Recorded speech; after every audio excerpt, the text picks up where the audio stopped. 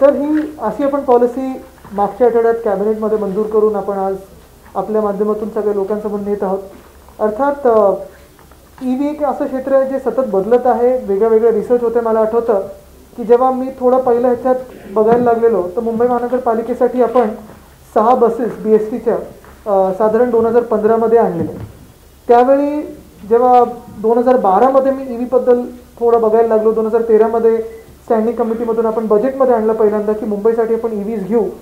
त्याच्यात चार्जिंगचा वेळ आणि रेंज ही जेवढी होती त्याच्यातून आता गेल्या 7-8 वर्षानंतर एवढा बदल होत गेलेला आहे की साधारण 1 तासात देखील ते कव्हर करू शकतात. वेगवेगळ्या महानगरपालिका असतील, वेगवेगळ्या नगरपालिका असतील, ह्याचा अर्थात फायदा घेऊ शकतील. पण महत्त्वाची गोष्ट म्हणजे आपण जर बघितलं तर इन्सेंटिव्ह ह्यावेळी सगळ्यांसाठी आहे आणि कदाचित देशातली अशी एक पॉलिसी असेल ज्यांनी पूर्णपणे सगळ्या इतर राज्यांचा अभ्यास केलेला आहे, जगभरात काय चाललेलं त्याचा अभ्यास केला आहे, रिसर्च डेव्हलपमेंटवर थोडा आपण स्कोप दिलेला आहे आणि ही पॉलिसी आपण प्रस्तावित केलेली आहे. आपले काही याच्यावर प्रश्न असतील किंवा सूचना असतील तर इलेक्ट्रिक व्हेकल पॉलिसीमध्ये सगळ्यात महत्त्वाचा जो मुद्दा आहे कंझ्युमर म्हणून विचार केला तर होईल की चार्जिंग स्टेशनचा. तर चार्जिंग स्टेशनबद्दल तुम्ही इन्सेंटिव्ह बद्दल बोला, but is there any plan or is there any charging station बद्दल अर्थात येस एव्हरी पेट्रोल पंप. आता ह्याच्यात 2-3 गोष्टी आहेत. सॉरी मी आपल्याला हे करतो. चार्जिंग स्टेशन्सबद्दल जर आपण बघितलं तर जगभरात अर्थात चार्जिंग स्टेशन्स वाढत आहेत, आपल्या महाराष्ट्रात पण वाढत आहेत. पण जर आपल्याकडे एकंदर सायकोलॉजी किंवा आपण जर थोडा विचार केला की आपल्याकडे पार्किंग पॅटर्न काय आहे तर आपल्याकडे असं नाही की आपण थोडं दूर जाऊन आपण पार्किंग करून आपल्या घरी येतो. आपल्या साधारण घराच्या खालती आपलं पार्किंग असतं किंवा हाऊसिंग सोसायटीमध्ये असतं. तसंच आत्ता ज्या काही आम्ही मॅन्युफॅक्चरर्सबद्दल बोलत आहोत त्यांच्याबरोबर बोलत आहोत, चार्जिंग स्टेशनसाठी देखील बोलत आहोत. पुढच्या काळात 2 प्रकारच्या बॅटरीज देखील येऊ शकतात. एक आहे स्वॅपेबल किंवा रिप्लेसेबल बॅटरी ज्या एका ठिकाणी उपलब्ध असू शकतात आणि तुम्ही एका ठिकाणून दुसऱ्या ठिकाणी जात असताना ती बॅटरी घेऊन तुमची बॅटरी चार्जिंगला लावू शकता आणि ही बॅटरी तुमची घेऊन पुढे जाऊ शकता. त्याच्यात आपण त्याला युटिलिटी म्हणून ट्रीट करतो. दुसरी गोष्ट म्हणून जे माझं स्वतःचं ऑब्झर्वेशन आहे, गरज नाही की ह्या पॉलिसीमध्ये ते सिंक असायला पाहिजे, हे आहे की आता जे नवीन चार्जिंग आलेलं आहे जे मी आमच्या घराच्या आजूबाजूला पण बघतो ते तुम्ही अक्षरशः खालती आपलं जे लाईटचं सॉकेट असतात किंवा फोनचे सॉकेट असतात त्याच्यात देखील चार्जिंग करू शकता आणि तेवढंच तुम्हाला चार्जिंग स्पीड मिळतो. तर ही टेक्नॉलॉजी सतत बदलत आहे आणि सॉकेटचे प्रकार असतील, प्लगचे प्रकार असतील, हे मला वाटतं जेवढं प्रायव्हेटली पुढे येईल तेवढं चांगलं आहे. अर्थात शासनाकडून आणि नगरपालिकेकडून जागा उपलब्ध आहेत हाऊसिंग सोसायटीजमध्ये किंवा ऑफिस स्पेसेसमध्ये. पण जेवढं आपण बघत असाल की आता 1 तासाच्या चार्जिंगमध्ये किंवा 3 तासाच्या चार्जिंगमध्ये हे वेगळ्या ठिकाणी अर्थात उपलब्ध होत जाणार. पेट्रोल पंपांवर प्रत्येक पेट्रोल पंपाला चार्जिंग हे होऊ शकतं का उपलब्ध? तसं काही पॉलिसीमध्ये विचार आहे? मला वाटतं पेट्रोल पंपावर जर स्वॅपेबल बॅटरी असेल तर होऊ शकतं. एकंदरीत कुठली योजना आणताना टायमिंग खूप महत्त्वाचा असतो.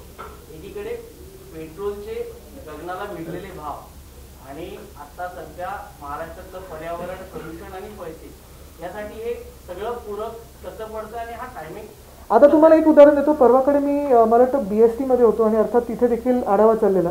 तर जर आपण बघितलं तर 35 रुपये पर किलोमीटर हे फ्युलसाठी येतं, 22 रुपये पर किलोमीटर CNGसाठी येतं आणि 9 रुपये पर किलोमीटर साधारण जो अंदाज लावलेला आहे तो इलेक्ट्रिक व्हेकलसाठी आहे. पुढे जात असताना जर आपण बघत असाल की जसं BST आहे किंवा MSRTC आहे तसंच प्रत्येक शहराच्या ज्या काही पब्लिक ट्रान्सपोर्टचे जे बसेसची वगैरे सिस्टम आहे त्याला सतत आपण काही ना काहीतरी सबसिडी, ग्रँट, लोन किंवा वन टाईम पेमेंट वगैरे असं करत असतो आणि शासनाकडे ह्या मागण्या येत असतात. आपण बघितलं तर पुढे जात असताना जर हे पैसे वाचवायचे असतील आणि चांगल्या कामी आपण हे बसेसला पण एमिशन फ्री आणि साऊंड फ्री करायचं असेल तर अर्थात इलेक्ट्रिक हा पुढचा उपाय आहे. आणि आपल्याकडे डेपोजमध्ये बस डेपोज असतील तिथे मोठी एक संधी आहे आपल्याला हे चार्जिंग स्टेशन करण्यासाठी. एक काल नाशिकमध्ये अशी घटना घडली की बाईक चार्जिंगला लावली होती आणि चार्जिंग करताना त्या बाईकचा स्फोट देखील झाला. म्हणजे अशा देखील घटना होत आहेत.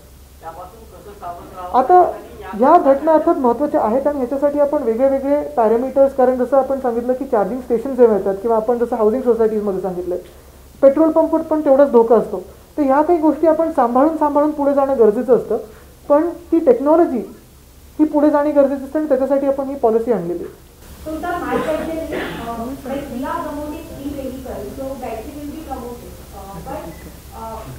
हमने देखा है कि एवरेज टाइम है 15 to 20 years मैक्सिमम.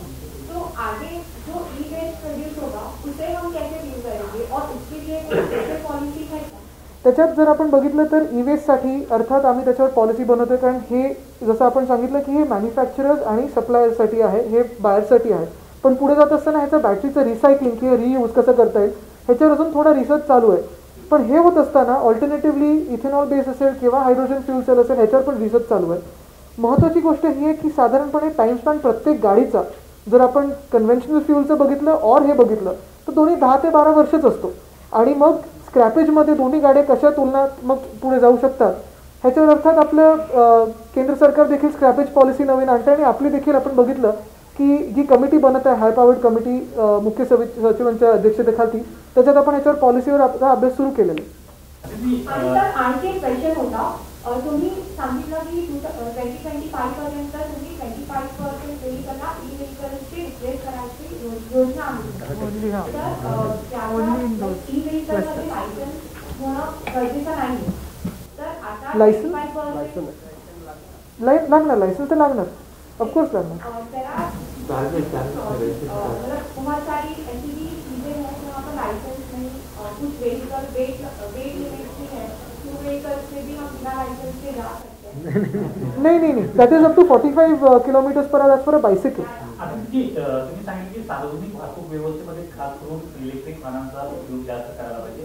परंतु सध्या एसटी असू दे, एस बसेस असू दे किंवा इतर महानगरपालिकामधल्या सार्वजनिक वाहतूक व्यवस्था असू दे, त्यांना राज्य सरकारच्या मदतीशिवाय अशा प्रकारच्या पैसे खर्च करता येणार नाही.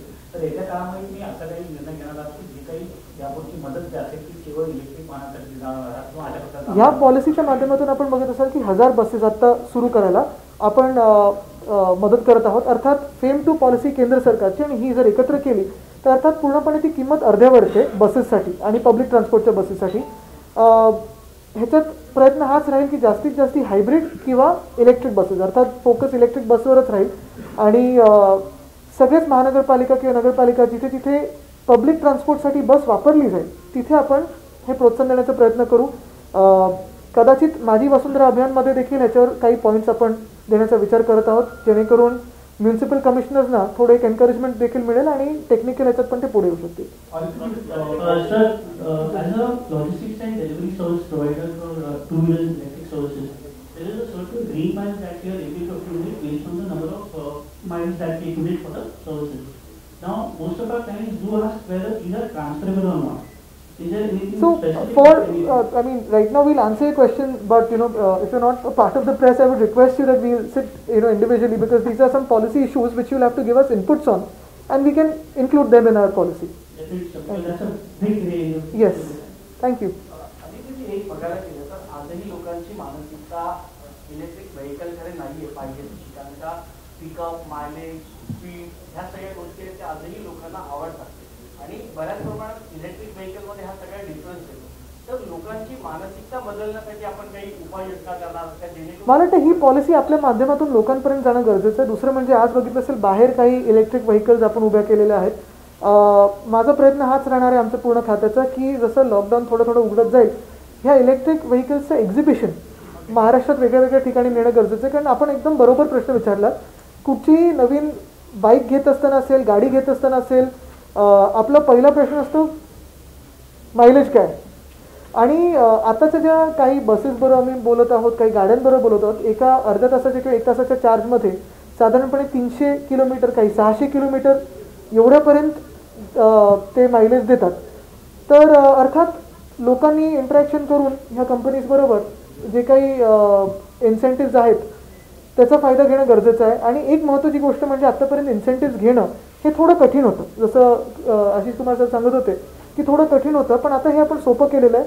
दुसरी गोष्ट म्हणजे जसं आम्ही कांदळवनांसाठी बसतो, इतर काही विषयांसाठी बसतो, तसं ह्याच्यात एनर्जी, इंडस्ट्री, UD, ट्रान्सपोर्ट खात्याला सोबत घेऊन आमची जी कमिटी आहे ती प्रत्येक महिन्यात त्याचा रिव्ह्यू करत राहणार की किती टार्गेट मीट झालेले आहेत, कुठच्या काही म्युन्सिपल कमिशनरना असेल, डिव्हिजनल कमिशनरना असेल, कोणाला काही मदतीची गरज आहे का, जसं आत्ता ह्यांनी एक प्रश्न उपलब्ध केला तसं काही प्रोड्युसर्स किंवा सप्लायर्सना काही अडचण येत आहे का, पॉलिसीमध्ये काही बदल करणं गरजेचं आहे का. कारण ही पॉलिसी अर्थात सतत बदलत राहणं आणि त्याला अपडेट करत राहणं हे गरजेचं असतं.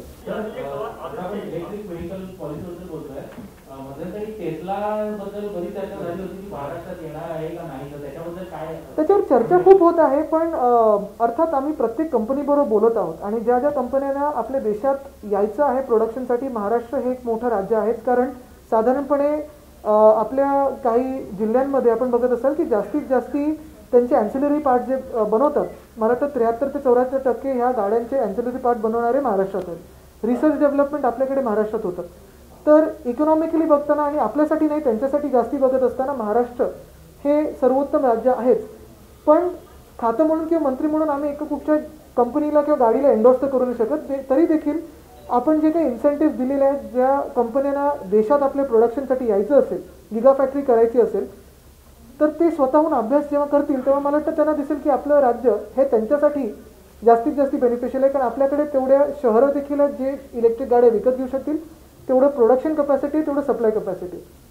अभी एक सवाल है, हिंदी में जानकारी चाहिए था आपसे कि जो महाराष्ट्र ईवी पॉलिसी आपको 2021 से क्या है, तो रिव्यू का समझा हिंदी दर्शकों के लिए. मुझे लगता है कि वो काफ़ी बड़ी पॉलिसी है, आपने पूरी देखी होगी. लेकिन जब इलेक्ट्रिक पॉलिसी, जो इलेक्ट्रिक व्हीकल पॉलिसी है आपके सामने हमने प्रस्तुत की है, मैं आपसे दरख्वास्त करूंगा कि आप उसको ट्रांसलेट करके आपके चैनल पे दिखाएं. मेरी चार्जिंग अभी थोड़ी लो हो गई है आपके सवाल लेते लेते.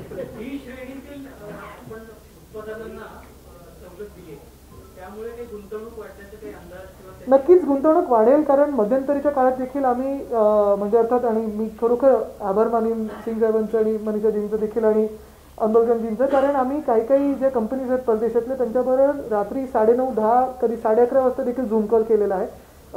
आणि हे सगळे उपलब्ध असतात. कारण दोन गोष्टी आहेत. अर्थात मुख्यमंत्री महोदय, उपमुख्यमंत्री महोदय, महसूल मंत्री महोदय यांच्याकडून तर आम्हाला पुरेपूर जो काही सपोर्ट आहे तो आहेच आणि आपल्याला पॉलिसीमध्ये देखील दिसलं असेल.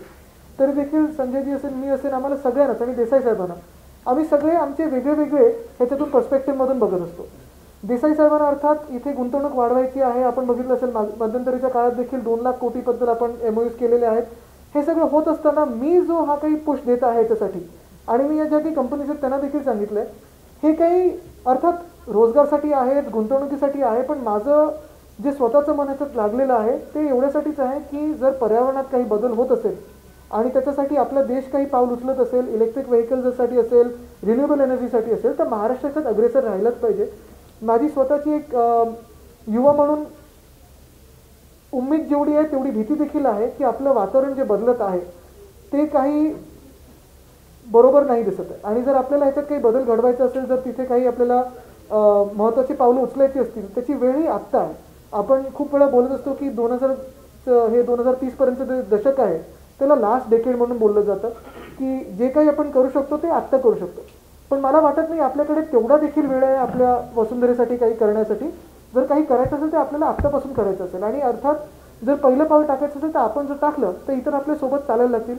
जसं मी सांगितलं की ही आपली पॉलिसी आहे. माझी हीच उमेद आहे की आपल्यासारखी इतर राज्य देखील आपल्या देशातले असे काही पॉलिसीज बनवून अपडेट करून जेवढी चांगली गुंतवणूक असेल, जेवढा चांगला रोजगार असेल आपल्या देशासाठी, आणि इलेक्ट्रिक व्हेकल्स किंवा ऑल्टरनेट फ्युअलसाठी ज्या व्हेकल्स असतील त्याला आपण जर चांगलं प्रोत्साहन दिलं तर आपला देश खरोखर पुढे जाऊ शकतो. इलेक्ट्रिक वाहनाला आपण आज प्रोत्साहन देतोय, दुसरीकडे लोकल नावाची इलेक्ट्रिक व्हेकल त्याच्यावर अजून निर्बंध आहे. कशावर? लोकल. हां,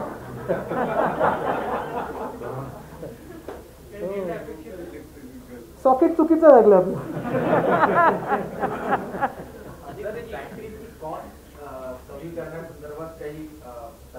एक ह्याच्यात आहे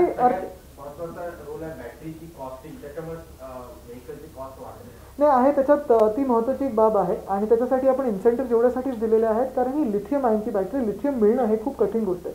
आणि ह्याच्यात आपण बघितलं असेल ज्या बॅटरी शिवाय गाड्या विकले जात आहेत किंवा स्वॅपेबल बॅटरीज किंवा रिप्लेसेबल बॅटरीज जे येऊ शकतील त्याच्यावर देखील आपण इन्सेंटिव्ह दिलेले आहेत.